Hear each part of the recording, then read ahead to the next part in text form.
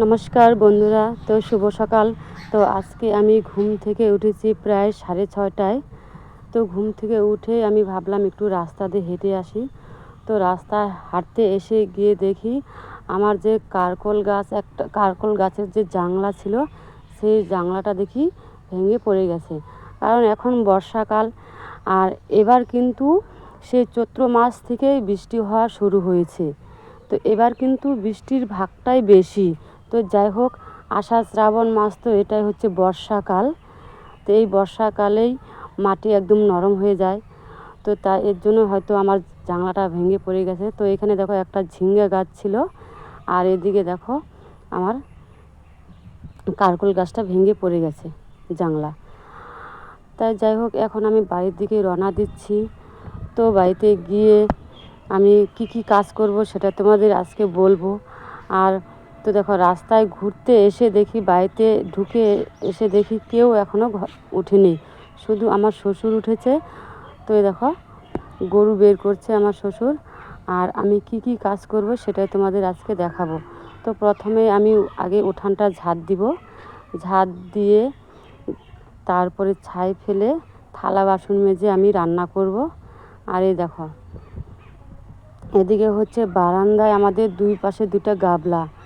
কারণ এই গাবলা দেওয়ার কারণ হচ্ছে যে আমাদের বারান্দার টিনটা একদম ভেঙে গেছে। তো এর জন্য এই দুই পাশে দুটো গাবলা দেওয়া হয়ে গেছে।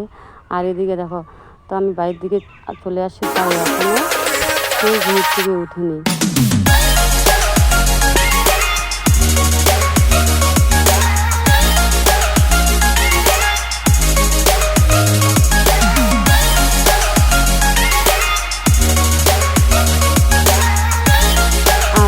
আজকে হচ্ছে শ্রাবণ মাসের 4 তারিখ, মঙ্গলবার। তো আমরা ভাবছি যে সামনে যে সোমবার আসছে, তো সেখানে আমরা জলপেশ মেলায় যাবো।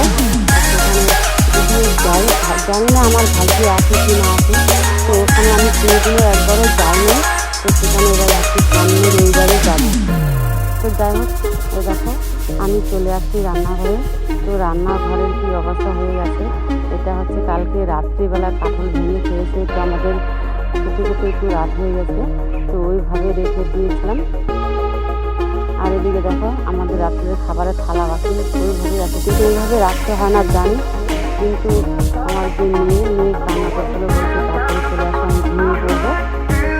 কিন্তু একটু থাল বাসন এইভাবে রাখতে হয় না, একটু ভালো করে পরিষ্কার করে না ধুলেও মানে একটু থালার মধ্যে জল দিয়ে হালকা করে ধুয়ে রাখতে হয়। আর এদিকে দেখো, মানে মাংস কালকে আমাদের বাড়িতে মাংস আনেছিল। তো রান্না করে দিচ্ছে ওর কাকিমা। তো ওটা মনেই ছিল না, বিকেলবেলা দিয়েছিল, মনেই ছিল না, ওইভাবেই টেবিলের উপরে রেখে দিয়েছি। আর এদিকে দেখো, উপর থেকে সকালবেলায় শালিকগুলো এসে এই তরকারিটা নষ্ট করে ফেলছে। তো যাই হোক, এখন গরমের দিন, এই বাসি তরকারি খাওয়া যাবে না।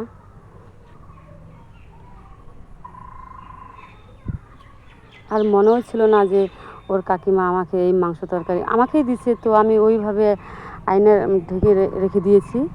দেখো কেমন করে একদম ঠুকরে খেয়ে একদম নষ্ট করে ফেলছে। হয়তো শীতের দিন থাকলে এটা খাওয়া যেত। আর আজকে আমি সকালবেলা স্নান করে চলে আসছি।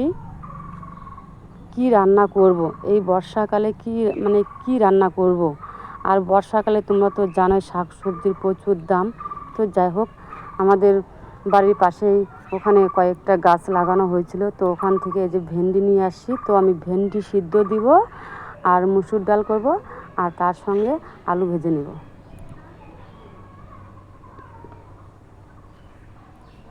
আর তোমাদের যে কথাটা বললাম, হ্যাঁ, আমরা কিন্তু ফাইনালি করেছি যে সামনের সোমবার কি রবিবারে আমরা যাব। ওটাকে বলে জটিলেশ্বর মন্দির পার হয়ে তারপরে জলপেশ মেলা যাকে বলে, এটা তো নাম করা একদম, তোমরা তো সবাই জানো। তো সেখানে আমরা যাব, আমাদের এখনও যাওয়া হয়নি।